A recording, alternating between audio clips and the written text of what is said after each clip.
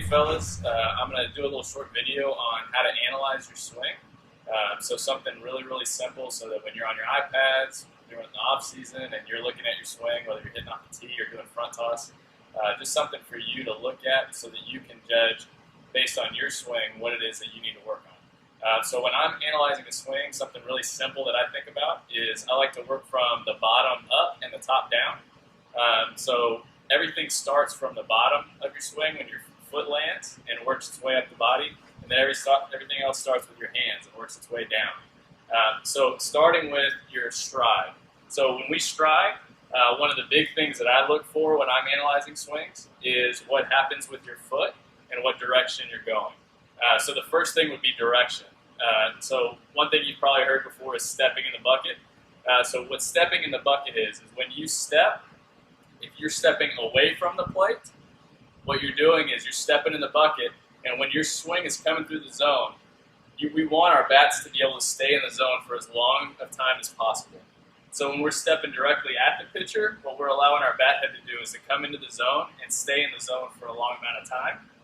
When we step out or step in the bucket, what we're doing is we're actually pulling our bat head out of the zone prematurely, which is going to cause us to miss that outside pitch or that breaking ball or that off-speed pitch. So you might be able to hit the inside pitch and you might hammer it, but that outside pitch you're going to struggle with.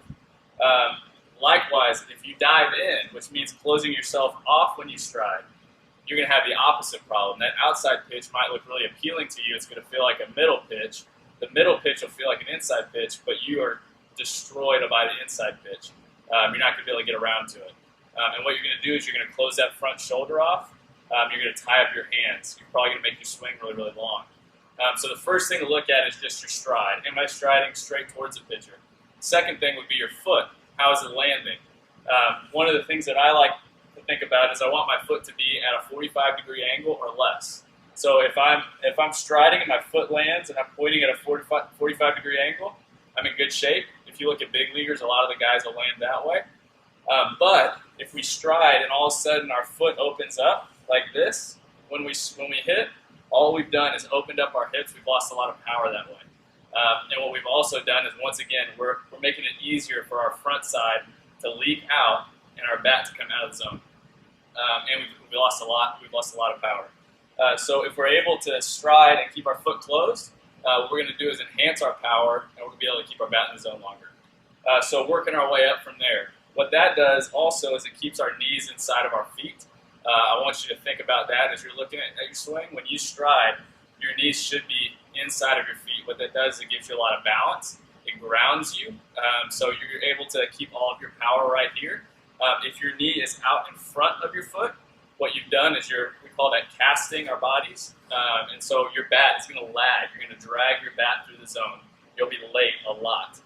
Because what happens when we're able to keep our knee inside of our foot, we're able to stop the momentum of our stride, and what that does, it allows us to transfer our power from the stride into the back side of our swing. So we want our front foot to be outside of our knee, so it actually stops our front hip, so our backside can replace it, right? If we're out in front with our knee like this, our backside can't replace it. We're just going to drag our body through. You might be able to make a lot of contact, but it's not going to be very powerful contact. You're going to be really inconsistent, especially with your timing. When you have somebody that's throwing with a lot of velocity, you're going to get beat a lot. So you might notice you're hitting the slow pitches, but you won't be hitting the fast ones. So those are two things to kind of think about there. Now, starting from the top of the swing, one of the very first things that I look at is your hands. So first of all, how you hold your bat. One of the first things I've talked to you guys about is your bat angle. So if we have a bat angle that's like this, we're going to struggle, especially with bat speed and bat whip. We're not going to have very good control of our bat head. We want to be able to be strong with the bat head. And so I like to think about when you punch somebody, if I'm going to punch somebody from here, right, I'm going to punch them like this. Now notice the angle of my hand, right? You see the angle of the bat? If I go like this, I might be karate chopping, but I don't have a lot of power. Likewise, when I'm like this and I'm going to punch, notice the position that my arm is in to the bat when I'm hitting. If someone's to come and push against this bat right here, I could resist them. I'm real strong, which allows me to have control over my bat head. Okay? If I start out here and try to swing from here, or if I get into this position, which is a greater than a 90-degree angle, which is what you want, this is a 90-degree angle here. If I get greater than 90, I'm dragging the bat through the zone, and I'm actually very weak. I'm in a really weak position here, and once again, I'm not going to be able to hit that inside pitch or the low and away pitch because I'm going to be dropping my bat head. I won't have a whole lot of control over it. You'll find that you're inconsistent if you're here. You probably strike out a lot, maybe fouling off away pitches or hitting spinners the other way, rolling over the inside pitch, or just getting jammed really, really bad. So that's the first thing I look at. Second is, where am I loading to? We want our load to be somewhere right here next to our back shoulder. The reason for that is I use the term connection a lot. So connection means that everything on the back side of my body is kind of working in unison. There's a term that's called the kinetic chain. So what the kinetic chain means is I start my swing with my stride, then all of a sudden my torso starts turning, and then my hands release. So it's the one thing, then another, then another. So the second part of that is the back side of your body, everything working together, right? And your torso moving the bat through the zone. So it has to work together. If my hands are out away from my shoulder, you see how I've lost a bunch of power there, right? So I'm turning my upper body, but my hands are way out in front, okay? If my hands get here way back behind my shoulder and I'm dragging the bat through, I've lost a ton of power there as well because my bat's dragging, I'm really long. So if we have our hands right back by our shoulder, when we explode the backside, which is your back hip, your back shoulder through the zone, and you stop that front hip, all of a sudden everything's working together, and I'm really short and compact, and now I have control over my bat head. So where when I get fully turned, and my belly button is facing the pitcher, okay, my bat's still back by my bat shoulder, the end of my bat is pointing straight backwards. We call that bat lag. And then all of a sudden from there, all it is the bat head releasing to the ball. Keeps it really, really simple. We can control our bat head. We're able to repeat our swing really, really well. So those are the first two things that I look at when I'm looking at the upper body. Because the next thing that I wanted to talk to you about was chest lean. So we've talked about the hands. We've talked about where your load goes to. So next we want to talk about what your chest is doing as far as in relation to the baseball. So chest lean is really, really important because it allows you to make everything short and compact to the ball. When we stand up too straight or upright, where we be perpendicular to the ground, making a 90-degree angle with the ground with our chest, what we're doing is we're making ourselves really, really rotational. So we're going to be spinning instead of going in a straight line to the baseball. So what that would look like is as I'm striding, if I'm straight upright, when I swing, the only way I can get to the ball, especially the away pitch, is to cast my hands out away from my body, like this. So a really easy pitch for me to hit is going to be the up and in pitch here, because I can stay short and compact to the ball. So you might hit that ball well, but all of a sudden you notice that low and away pitch I'm not making contact with.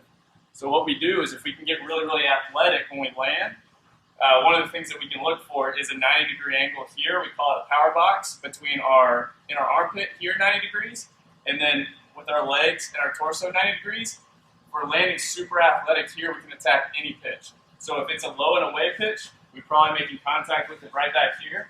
If I'm landing athletic, all of a sudden I could be short and compact there to that pitch.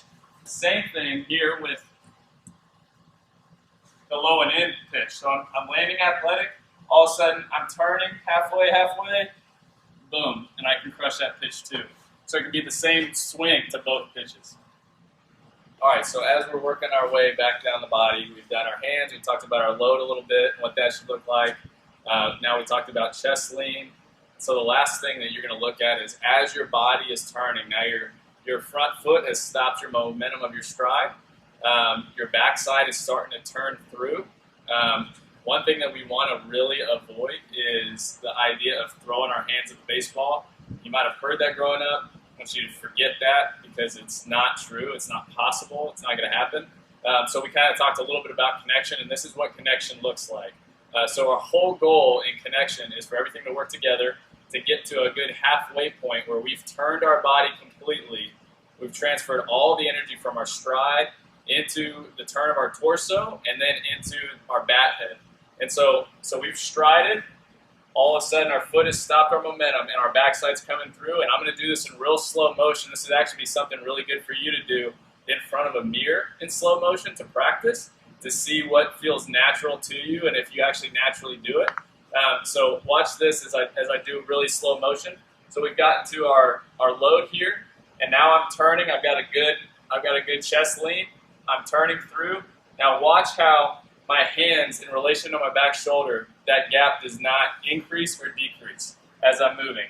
I'm slowly turning. My torso is turning all the way towards the pitcher to where my belly button should point towards the pitcher. I'm staying down on my legs, and all of a sudden I've reached a halfway point where my belly button is pointing towards the pitcher, my knob is pointing towards the pitcher, and at this point all the power that I've generated from my stride and from my torso's turn can be transferred into my bat head as it goes to the baseball there. No matter if it's away or it's in, all I'm doing is releasing the bat head from there. And it's a super, super efficient swing.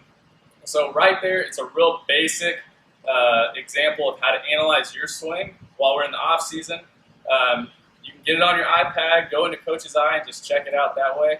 And hopefully that'll help you to determine what drill that you need to do. And so next, we're going to give you a bunch of little videos, different drills you can do to correct the different parts of your swing as you see it necessary.